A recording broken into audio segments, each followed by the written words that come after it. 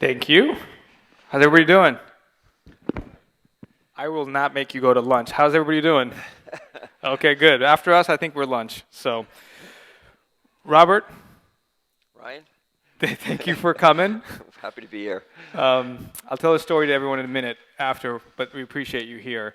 When I think of hybrid workplace, it's either the extreme of everyone's got to go to work or everyone's got to come in. Yes, I know people are now talking about that they're really a hybrid workplace. It's 2 days or 3 days, but it's more than that. The details of the conversation has changed. So I know we talked about it, but love for you to kind of tell the audience the in-depth processes that not just what you're doing, but your thought leadership around what it truly means to have a hybrid workplace. Yeah, I think there was a little bit of that in the prior panel, which I thought was actually, the panel of the three CHROs, and you got a good sense for it. The phrase I like to use is hybrid is hard. And I think people underestimate, when you're at the level of running the entire organization, just how difficult it is to put a hybrid in place. We got used to the idea, when I say used, I'm talking about, the majority of white collar employees. We had a work model, which is we all showed up to work every day. We know what that was like, and we were quite good at it. And then we had the pandemic come, and it was a disaster at first, everyone working remotely. It actually didn't work initially, but then it worked really well. And after 2 years, we got really good at it. Yeah. Now we're asking people to come into an entirely different model. And that entirely different model needs to be invented. And it's not one solution. It's a multitude of solutions, and it's across the spectrum. And it involves changing behavior for employees, and it involves investing in technology in order to be able to create the right environment for them to be productive and engaged. So it's hard, and it's one aspect of what I call the grand experiment. We haven't figured it out. I don't think anyone's figured it out yet. It's going to take us at least 6 months of trial and error, if not 12 months, before we've got it right. So since you said it, I know it's difficult. Most people are not openly talking about it. It is difficult, but it is. There's one portion of it where you just said, obviously, makes a point. If there's something difficult, we should try to correct some of the mistakes that in the past. I think when you think about the disparity between women and men now into this environment, right? You said it's a whole different environment, hybrid. Can you talk and touch about what maybe what you're all doing or how you're seeing that aspect in that lens? Yeah, it's important. You could look at the negative side of it, which is, and it was alluded to again in this panel, which is that, well, if women who have shouldering more of the responsibility of the home are staying out as part of the hybrid, doing more remote, and men who may not have that same responsibility are showing up to the workplace, is that going to cause an inequity? I like to turn that around, and actually I'm a half glass full. In fact, I always say, actually, from my standpoint, I'm just glad there's water in the glass. It's not even that it's half full. But I look at it as it's actually going to create optionality for women as opposed to choices. And what I mean by choices is having to have to sacrifice one versus the other. I have a daughter. She's a millennial. She's in her mid-30s. She's got 2 small boys. She's going through this. I see it firsthand. And what I see for her is that opportunity to not have to decide one over another, but actually to find a solution that's going to allow her to continue to engage, be productive, and fulfilled from a professional standpoint, and not feel bad about what's happening on the home front at the same time, the stress that's associated with those two. So I think it creates more flexibility that allows high productivity and work-life balance. Well, you meant, and then to do that, though, technology has to keep evolving. What else do you see, or what you have implemented or deployed over there? Yeah, well, we're not in the meta, so I'm not dealing with pandas. I don't think I'm ready for that. I said, if that comes, I think that's when I'm going to retire. Getting close enough to it, I think I can do that. Actually, we've experimented a lot with technology. It's still a little on the clunky side, but we are seeing that it is critically important that you create an experience that true hybrid means not that everyone's in on the same day of the week and then everyone's out on the same day of the week. True hybrid is going to be much more flexible than that. And so you're going to have this asynchronous work. Yeah. And it means that people are going to be in different locations and in different times. And so you have to have technology that's going to mean that when people are getting together, that whether you're present or remote, it feels like the same experience. So when we're doing town halls, they become 2 productions. It's not, it's not simply you're videotaping a production like this and sending it out to the people that are remotely. They need to feel like they're actually part of that experience. And so to do that, you actually have to simultaneously run 2 productions for every town hall that you're doing. Well, similarly, for every meeting, it has to be a meeting where if you're not sitting around that table, you still feel like you're sitting around that table. And we're improvising on things and trying to figure it out. So eventually the technology will get really good and we'll all have, halogens that, holograms. I'm sorry, holograms. Are you turning me into a hologram already? Yeah, really. That we're all sitting around a table together, and that will work well. Until we get there, you need to create the impression that people can see your facial expressions. They can see you. They're not just zooming in again to a table that 20 people are sitting around, and they're looking from the outside in on that table. So the technology has gotten better, but it's got a long way to go, frankly. Well, it's interesting you say that because when you think about, you mentioned a couple of tips actually from in there about trying to adjust different ways to use technology. But what about the hybrid as overall? Any other tips for those? I know I talked to a handful of people in the audience going, hey, we want to get into hybrid, but don't know really where to start, right? To set up, because in essence, like you said, it's hard to set a policy. Any tips? Couple of tips, 2 to 3 tips that you think that they should take back and go, hey, here's some ways that you can start the conversation or things that you need to have and must-haves? Yeah, I do think there are rules of the road, and then 2, there's experimentation. Rules of the road, you have to set for your company what's the right ultimate outcome. For us, it is hybrid. It is not fully remote. We have a portion of our population that was fully remote before the pandemic, going to continue to be. We have a portion of our population that they need to be on site all the time. And we have different cultures. We're in 6 different businesses, and we're global. And so we have different cultures that run through that. And we have different answers, therefore, in each of our businesses and within functions within businesses. And so part of my advice would be you have to set the wide parameters, which is, okay, we're going to be hybrid, which means there is a requirement for some on-site premise, but we're going to let people figure that out. It may mean once a month for some individuals. It may mean once a week for some others. And it may mean 4 days a week for some. But you set out the parameters of what the expectation is. But then the experimentation is absolutely critical, and it's got to be bottoms up. It's going to have to be not the same solution. So there was this discussion around equity in this prior panel. There is no equity. It's like my wife used to tell her kids, right? It's like, fair doesn't mean the same. Fair means it's the right solution for the right people. And that means that I may have people doing the same or similar things, but one's in my investment management business and one's, in my group insurance business. And my group insurance business is going to be a lot more remote than my investment management business, which is more of an apprenticeship model and requires people to be on site. And so the professionals are coming in 4 days a week, and that means their support people have to come in and be there for them when they're there.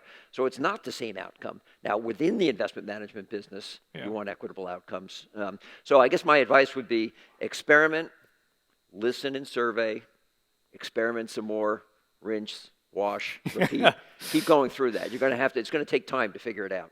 And so to that thing, the opposite side too is those who are remote for half the time or whatever the time it is.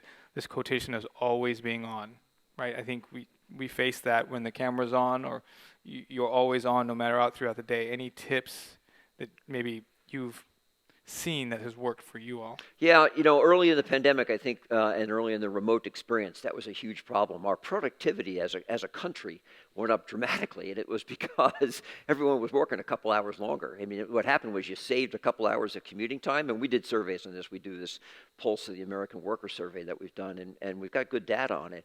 And what it essentially showed is that on average, about half of the saved commute was being invested back in a longer workday. Yeah. And so people were sort of getting up in the morning and having their cup of coffee and starting working, and then forgetting to even get out of their PJs because they were going right into the workday. And then at the end of the day, it was sort of like there was no shoulders, no commute, there's no end to the workday, so they were working all the way into the night. And that's not healthy and it's not sustainable, so you do have to create boundaries around that, and we are encouraging people to do that. There are personal tricks that they can use to do that we give them advice on that. But it's important as a management construct that you set some parameters around that. So we do things like, no meetings Fridays in order to create some breathing room from it, and try to create, clustering of meetings in parts of the day so that, again, you can coordinate this asynchronous component of work as well. So, Rob actually cares about this topic so much. When we actually briefly met via Zoom a couple weeks ago, he asked me, hey, he was actually planning to do this virtually. And then he asked me, hey, are you going to come? Are you going to be here? And I'm like, I am. And first thing coming out of his mouth was, well, I'm going to be there. And I know you care about this subject so much, and that's why it's titled Healthy Hybrids. Yeah. So the healthy piece, I know it matters. Like, what are those things that these leaders should know to define what healthy means? Or how do you know that the hybrid is working and healthy in that aspect that people are that productive? Yeah, and it's a good question because it's going to be difficult early to figure that out, to glean it, because we're coming from an environment where we were 100% remote, and there's not an insignificant amount of the workforce, the population, that says this was good. I actually want to continue, my daughter included, incidentally. I want to continue to work 100% remote because it kind of works for me. I've got the flexibility that I'm looking for. But what we also know is there are aspects of productivity that suffer when you're remote, that you don't get the benefit of that. It was described in that panel, that eye to eye across the conference table. And the other part of it is there's a stewardship component of this, and it's about culture, and it's about what happens to young talent in the organization. And we've seen this. Our success rate in hiring interns when they've been when we had a fully remote experience was a fraction of what it is when we went into a hybrid experience. Gotcha. And it's a very different experience for them. They need that mentoring, and they need it in person.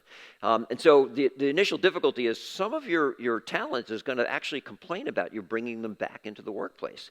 And you're going to hear a lot of noise about that. But you have to have conviction that healthy means healthy for all employees. And it means those new employees that are coming in, either because they're junior people coming in from college hires or otherwise, or they're external to the organization, and they're mid-career hires that you brought in, they don't have 20 years worth of relationships in the company that they can leverage and work effectively remotely. They need to meet people and establish those relationships. And if you're not there, they can't establish those relationships in the same way remotely that they can in person. And so healthy is a difficult thing to determine, because you're going to hear people complain that it's not healthy initially, but I think you have to keep that holistic view of what's healthy for the overall organization and all employees. But what I took away from what you said was being clear on what you want to accomplish, right? If you're going to be hybrid, be all in, understand that's what you're going to lead, whatever you plan is to go to it. So, I mean, that's, to your point, then you can identify what healthy is once you know where you're going. Yeah, absolutely. And it's being flexible, as was described earlier as well, around not one solution is going to fit all individuals. And I think you have to have, frankly, you just have to have a range and a spectrum that within a set of boundaries, you're going to give people some level of flexibility. But the fact that you're having that conversation, you're leading it from the top down or down to the top is important. It creates a robust conversation to get to the right answer versus it being top down. I think we have a question from the audience. We'll take it. Wonderful conversation. So here's a question, sort of back to the support system. Rob, you're describing, people who come to the company don't have 20 years of interaction, maybe in a face-to-face setting, and you're talking about support systems. So the question is, an unspoken element of back-to-work story is that many people gave up their support systems during the pandemic, childcare, housing. How have you seen this addressed? How have you guys... Yeah, individuals have to stand those things back up, and that's the reality of it. I mean, we get this even actually, take it a step further, which is, commuting costs have gone up because of gas and otherwise. And my answer to that, quite honestly, is, it may be a little bit of tough love, which is, okay, before the pandemic, you were coming to the office 5 days a week. If you're only commuting into the office 2 days a week, my bet is you're still paying less for gas on a weekly basis than you were before the pandemic. Same thing from a child care standpoint, same thing from an elder care standpoint. If your point of reference is the pandemic, the 2 last years, yes, it doesn't feel as good, because I had 5 days I was at home and I didn't need child care, or I needed less child care, I didn't need elder care. My support systems I could let go, I didn't need to commute. I think the point of comparison is 2019. If you start, as your starting point, we're in a much better place going forward than we were in 2019. It will still be different than it was in 2019. It will still be different than it was in 2020 and 21, and even portions of 22. But it's going to be a better outcome than where we started. And it's going to be a better outcome for all individuals, not, I think people, again, I use this word stewardship. You have to look at your responsibility to the company is not just to get your job done. It's actually to ensure that the company succeeds. And the way that the company succeeds is a collective effort, not just an individual effort for most individuals. Great insight, yeah. Thank you. Great question. We've got 30 seconds. 30 seconds. And I know you have to jump on a plane as well. Oh, no. And so we'll play Ryan's lightning round. Are you ready? Ready. I know I didn't give you this either. It's 2 blanks. Make it a little difficult. What makes up the DNA of healthy hybrids? What makes up, sorry? What is the DNA? Of healthy hybrids, blank and blank? Flexibility, clearly. And and I put him on the spot. Have you yeah, noticed? yeah, really. I think flexibility and commitment, balance of those two. I think I appreciate you. I appreciate you coming in and sharing your insights and what you're doing there, because I know this is a challenging times that we can all share from each other and learn from the stories. So thank you, Rob, for Ryan. coming down and sharing. Yeah, Really appreciate it. Thank you. Gentlemen.